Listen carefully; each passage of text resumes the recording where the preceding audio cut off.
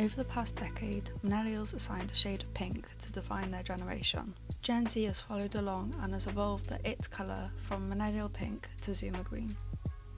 Is there a link between the two generational claimed colours?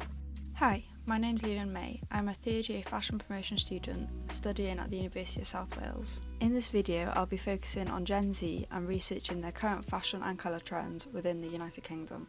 I am going to be exploring the different elements of this topic and sharing my findings to answer the question, how does a colour become the symbol of a generation? What is millennial pink? The colour adopted by the millennials. A millennial is anyone born between 1980 and 1995. Millennial pink is not just a specific shade of pink. It is made up of many different shades of soft blushes, salmons and pastel pinks, as well as a rose gold. It is described as a quiet and peaceful pink shade. In this section, I aim to create context around how it is possible for a whole generation to adopt a colour as their own. How does millennial pink represent a generation? Before I answer this question, let's look at some history. In the 1950s, fashion advertising campaigns urged for the colour pink to become a feminine colour. Assigning pink as a feminine colour helped promote products and create sales targeted specifically at women. The colour pink was plastered across promotional materials such as advertisements, garments, packaging and branding to create a subconscious decision to society that pink is now for girls. The same subconscious colour association was created with the colour blue for boys, also created through advertising. In the 2000s, menswear started breaking the rule of colour pink being a feminine colour, stemming from the societal issues caused by gender discrimination and association. In 2015, millennial pink and its symbolism started to arise and then was given a name in 2016. Fashion journalist Veronique Hyland gave its name to millennial pink in an article published on the Cut website on August 2nd, 2016. This was the official start to the millennial pink, which has since grown to be considered a colour that represents a lifestyle of a generation. Bidot states that a wave of pink has invaded both the world of fashion and the world of design, which was obvious on social networks led by Instagram. The movement that was once frowned upon has changed the perspective of gender today. How have millennials adopted the colour pink as their own? Millennial pink was created with a wider meaning than just being a popular colour. It is seen as a meaningful and genderless colour, creating unity within an entire generation. Bidot suggests that millennial pink is a gender-neutral colour due to its shade and concept disturbing the gender binary. Millennial pink is a non-feminine pink, a not pink pink, and it is on the concept of a neutral pink that the success of the millennial pink is built, playing on the contrast between traditional femininity and feminist femininity, and that of a feminine colour and virile masculinities. For millennials, the whole idea of gender is becoming fluid. Men wearing pink has helped blur the boundaries between the sexes in a small way, and has helped the colour develop a ubiquity similar to what beige experienced to some degree in the 90s. But it's extended far beyond the occasional shirt or pair of pants into full sweats and suits bathed in the colour. We now know the original creation and meaning of the colour stemmed from breaking the gender norms and unravelling the pink for girls and blue for boys stereotype. But looking deeper into the colour symbolism, it means so much more. Although the colour was created with a wider meaning than just being a popular colour, it is still seen as a very likeable and easy colour palette to incorporate into your life. Fisher says that millennial pink is seen to be very universal and a basic colour. It is a collection of colours that pair with everything and aims to appeal at everyone. This generation has had a difficult time becoming adults due to today's financial issues, leading to the majority unable to buy property and forced to rent.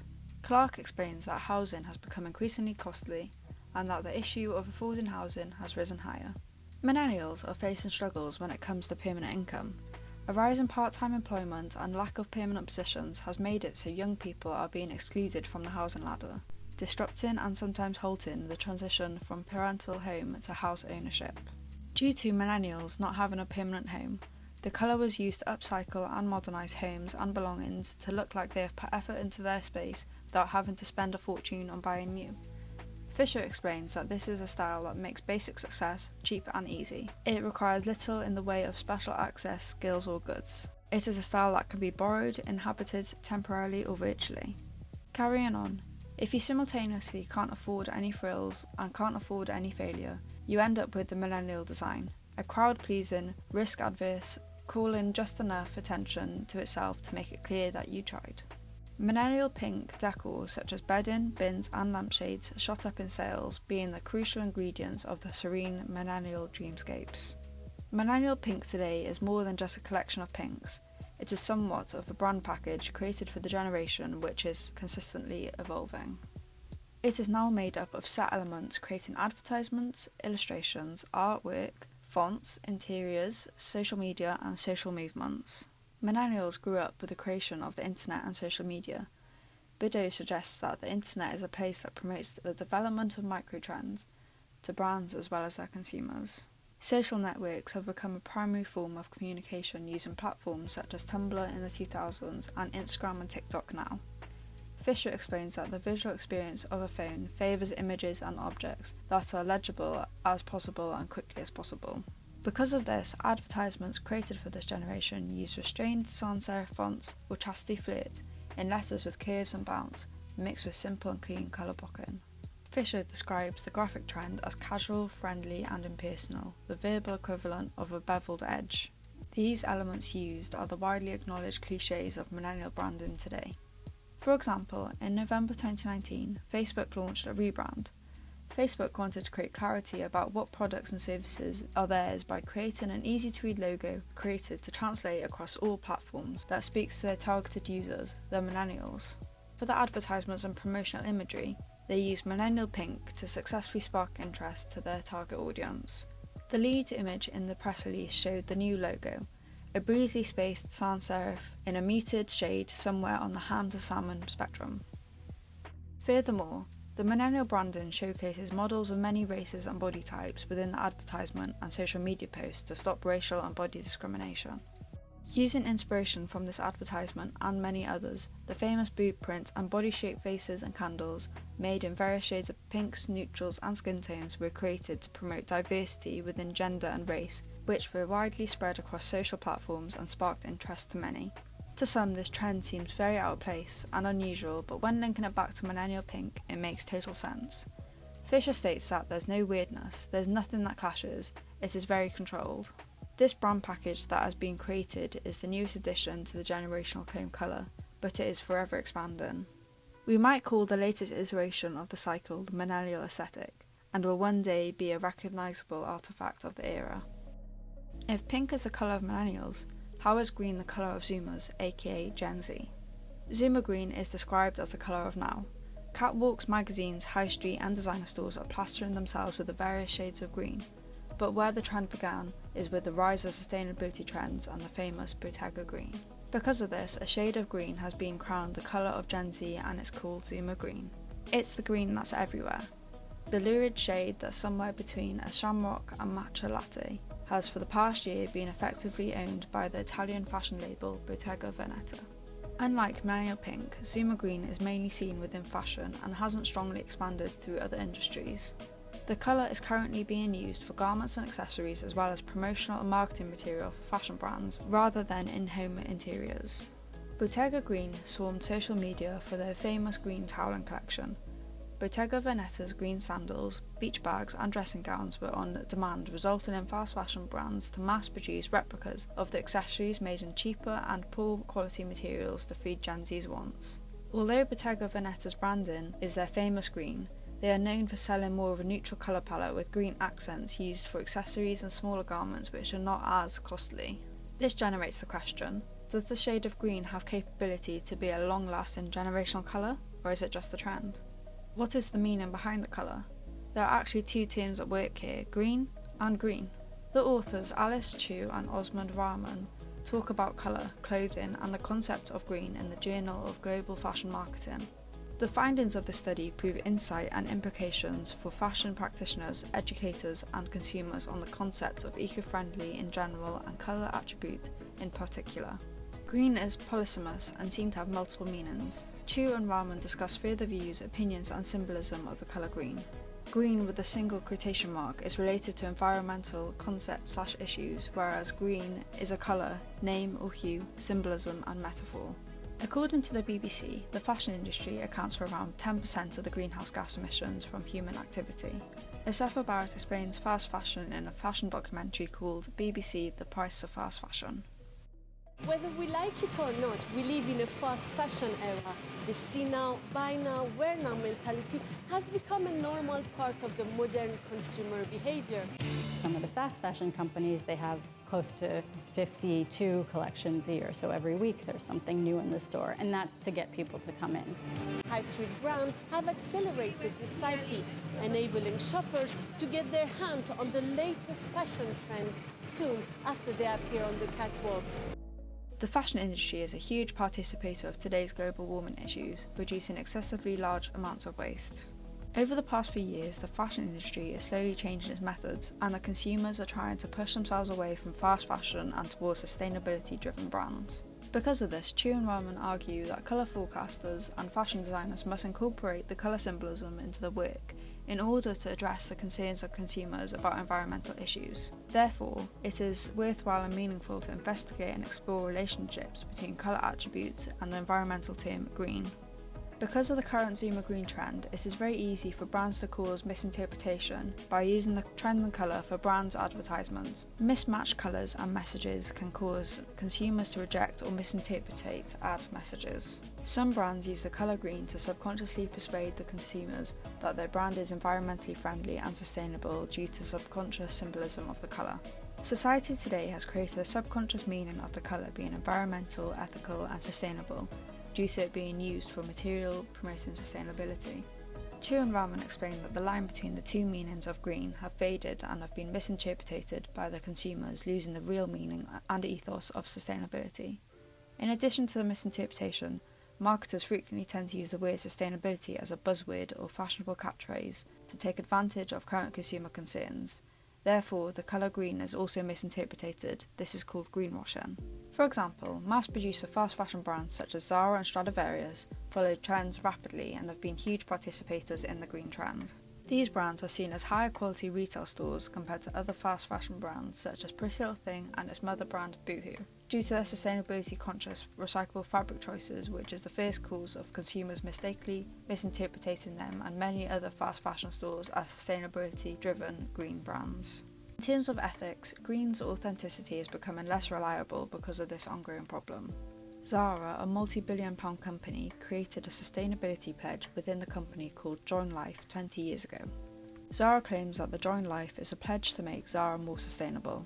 According to Earth.org, an environmental news and data platform informed by scientific data, the Spanish apparel company has now grown to one of the largest and most popular fashion brands out there, putting nearly 12,000 new designs and manufacturing more than 450 million clothing items every day. Due to their very fast delivery of garment production to keep on top of daily trends, from their design, production to shelf time process, no matter how much they claim that they are doing to reduce their carbon footprint, this major problem within the brand needs to be addressed before they can claim to be sustainability driven. Looking deeper into Zara, they claim to have become more transparent in their activities, but there are questions unanswered. The fast fashion company has not spoken openly about reducing mass garment production. They're also not providing a detailed enough factory list and refraining from publishing the results of their audits, sparking concerns about transparency. This, in turn, makes it difficult to evaluate how impactful their sustainability goals truly are. This brand, along with many others, have created promises to become a sustainability-driven brand, but not being transparent or showing enough evidence to support their claims, creating a misleading image, greenwashing the consumers into trusting them. The brand can argue that they are doing what is right for the environment and following current trends, but using the colour green for their garments and especially their marketing is creating a subconscious misleading image for the consumer that the brand is safe and sustainable. Sometimes this is done on accident due to the trend, but others do so intentionally. Further investigating the use of colour green for promotional advertisements within the fashion industry, I came across the article Colour Effects and Green Advertising by Lim, Tae, Yoon and Yoshin. They explain that the colours are given meaning through subconscious association within your everyday life. Individuals construct learned networks of colour associations as they encounter colour pairings with meaningful messages, concepts, objects and experiences. For example, everyday experiences cause individuals to associate yellow with lemons. Consequently, a fragrance packed with yellow can evoke associations with lemon scents. Colour is a powerful tool used by brands to enhance brand recognition and recall within the fashion industry. Brands use colour to help with brand and product promotion to create strategical and memorable branding. For example, brands like Tommy Hilfiger and Polo Jeans use red, white and blue to represent American culture. Linking this principle to the colour green, marketing efforts have created a sustainable image through advertisements and branding to the consumer. Green is now a popular colour for brands to create promotional elements, such as Tiffany has created Tiffany Blue, which is a turquoise green blue, and Bottega Veneta created Bottega Green, now also known as Zuma Green because of its impact to Gen Z. Marketing communications heavily use green colour schemes to project environmental friendliness. The term green advertising indicates marketing promotions of eco-friendly products and actions. To back this theory up, Starbucks and Whole Foods Market, known for eco-friendliness, signal their sustainability using a green logo as a particularly strong signal indicating social desirable business practices. Branding like this is purposefully embedded into our day-to-day life, creating a subconscious association to the colour. But green branding doesn't always mean the brand is green. After a recent trip to Selfridges in London, I came across an advertisement for a Selfridges exhibition in collaboration with Reference Festival, which puts the subconscious meaning of the colour green theory into practice. The single advertisement was very simple, with a bright green background and black text saying the name of the exhibition, Visions for the Future. I suspected what the messaging was due to the colour selection, but I decided to ask Gen Z what they think this advertisement is trying to convey to them about that exhibition to test this theory. Using Instagram as a platform to conduct surveys is a successful way to get answers when targeting a Gen Z audience. Doing this invites a lot more engagement to my desired target audience, as they are avid social media users and enthusiasts. The questionnaire was very successful, with 50 responses, and all the results were as expected. One response being to promote sustainability and the other being to look into the future sustainable manner. These results show the theory that we have been subconsciously brainwashed by colour forecasters into creating a connection between green and sustainability for marketing and promotional purposes. After looking back at millennial pink and how it stemmed for our current societal issue, gender equality, we can now see that the colour forecasters have already created such an impactful colour with Gen Z, but is it a truly generational colour? Is green the new pink? Has green taken over the colour of the millennials? I have investigated the use of the colour for strategical and memorable branding by fashion companies and how assigning a colour to a brand can help the consumer identify who they are. I have rounded up the similarities of millennial pink and Zuma green, one of them being how both generations have branded themselves with a colour, similar to how Tiffany has branded themselves with Tiffany blue. Looking back at the findings on millennial pink, the concept of the soft pink shades was created with longevity in mind. On the other hand, Zuma green, a bright and vibrant green, has been created to be current with today's sustainability crisis to catch attention. Yes, the green is fashionable now, but does have potential to last. Colour theorists are accountable for releasing these colour trends. The world's leading consumer trend forecaster, WGSN, releases global colour predictions for each year and the seasons within it, by identifying consumer behaviour and lifestyles as well as the current world happenings. Platforms like WGSN help inform their clients to create the right products for the time they wish to release them, whether it is fashion, graphic or design related. Global colour forecasts that are created by WGSN are made by gathering information from around the world, taking inspiration from social movements, influential events and new brands from their region, resulting in a truly global view of the forces that are shaping trends. The past 2 years we have seen a rise in the famous Zuma green. This is due to premium brands showcasing dopamine brights in contrast with cool shades. WGSN conducted a market analysis on colour trends for Spring-Summer 21 and Spring-Summer 22 within retail.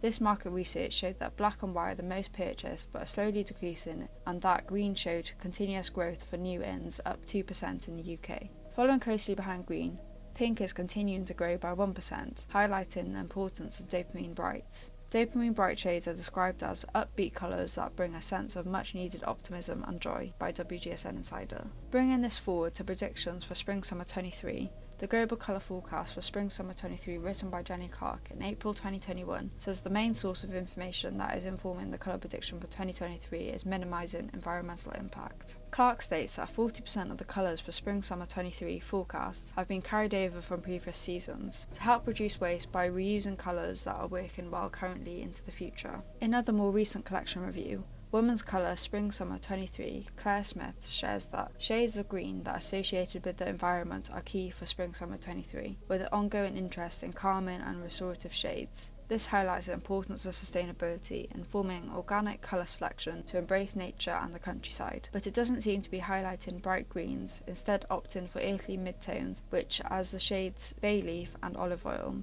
Alongside these shades of green, digital lavender and tranquil blue, dark browns, fuchsia pink and soft pinks are all expected to be spotted in the next coming year. Smith shares that pink will stay an essential colour within Spring Summer 23 palette, acting as a near neutral, giving it transseasonal appeal and versatility across multiple products and categories. Not only are green and pink continuously being predicted as trending colours, but they also happen to be opposite on the colour wheel, meaning they complement each other. Is this a coincidence, or is it the easiest way to participate in the newest generational claim to it colour is to mix old with new? Cartner Morley states in an article posted by The Guardian why Zuma Green is the new millennial pink, that there is also another reason to why green is the next it colour. Cartner Morley talks about colour theory and how in fact pink and green are complementary colours and sit opposite on the colour wheel. Green started to tiptoe its way into our wardrobe, starting as accessories to the millennial pink trend. Green snuck in as accessory first, but because you know what works great with blush pink, green.